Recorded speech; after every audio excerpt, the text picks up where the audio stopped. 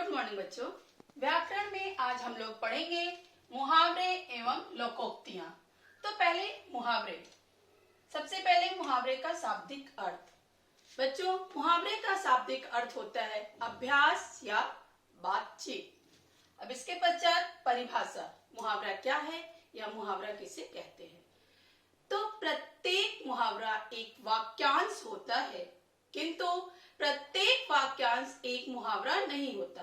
कहने का तात्पर्य यह है कि वह वाक्यांश जो अपने शब्दार्थ या सामान्य अर्थ को न बताकर किसी विशेष अर्थ को बताता है उसे मुहावरा कहते हैं।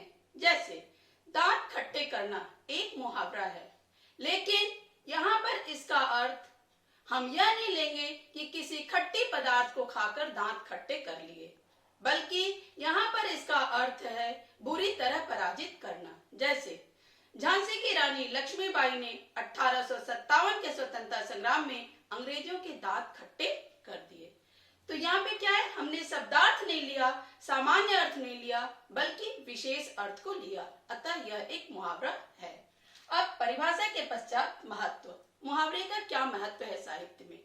मुहावरे के प्रयोग से भाषा सरल, सरस, सुरुचिपूर्ण हो जाती है, उसमें नवीनता आ जाती है।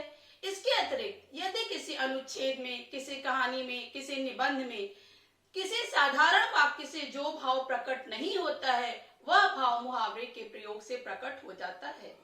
इसके अतिरिक्त मुहावरे के प्रयोग से भाषा आकर्षक एवं साहित्यिक भी बन जाती है। और अब विशेषताएं, मुहावरे की क्या विशेषताएं हैं। तो पहला, मुहावरा एक संपूर्ण वाक्य न होकर वाक्य का अंग होता है। मुहावरा एक संपूर्ण वाक्य नहीं होता है, उसका एक अंग होता है। जैसे हमने कहा पेट काटना।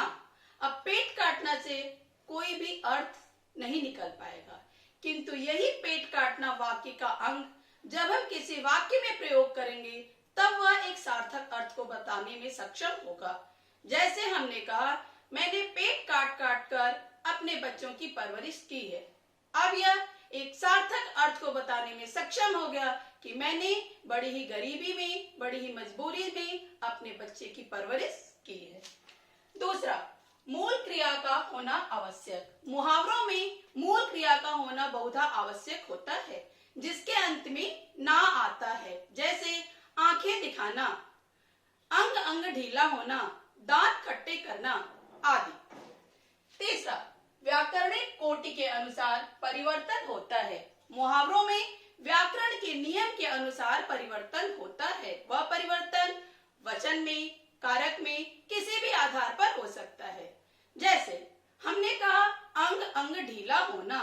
अब यदि जब हम इसे वाक्य में प्रयोग करते हैं तब इस तरह कुछ हो जाता है, आज मैं इतना पैदल चली हूं कि मेरा अंग अंग ढीला हो गया है।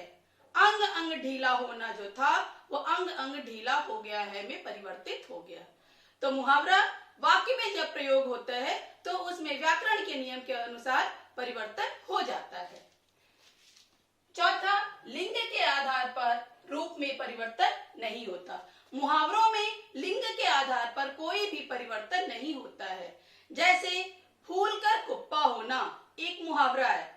इसे हम यदि पुरुष के लिए प्रयोग किए तभी भी फूल कर कुप्पा होना, और एक महिला के लिए प्रयोग किए तभी भी हम फूल कर कुप्पा होना ही कहेंगे। उसकी जगह पर फूल कर कुप्पी होना नहीं कहेंगे। पांचवा, मुहावरों के शब्दों को समानार्थी शब्द में नहीं बदल सकते। मुहावरे का जो मूल शब्द होता है उसके स्थान पर उसका पर्यायवाची या समानार्थी शब्द का प्रयोग नहीं किया जा सकता। जैसे आंखों का तारा। अब आंखों की जगह पर हम दृग का तारा नहीं कह सकते। जैसे आंखें चुराना, आंखें चुराना की जगह पर हम चक्षु चुराना नहीं कह सकते। मुहावरा वीडियो यहाँ पर पूरा हुआ।